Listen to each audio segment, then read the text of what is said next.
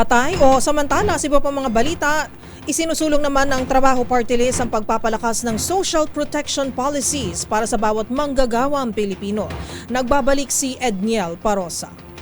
Upang matiyak na mabibigyan ng seguridad at maayos na kabuhayan ng mga Pilipino, siniguro ng Trabaho Party List na makikiisa ito sa mga programang layong palakasin ang karapatan ng mga manggagawa.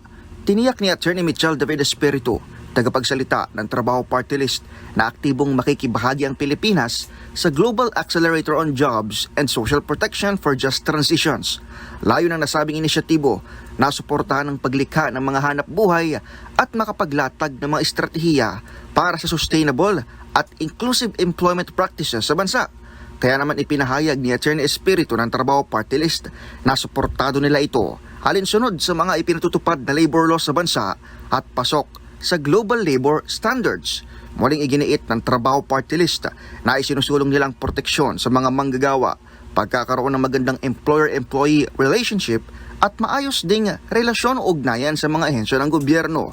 Sa ganitong paraan, sinabi ng Trabaho Party List na mas mapalalawig pa ang social protection maging sa informal workers upang masigurong walang maiiwan sa pagbangon ng ekonomiya ng bansa.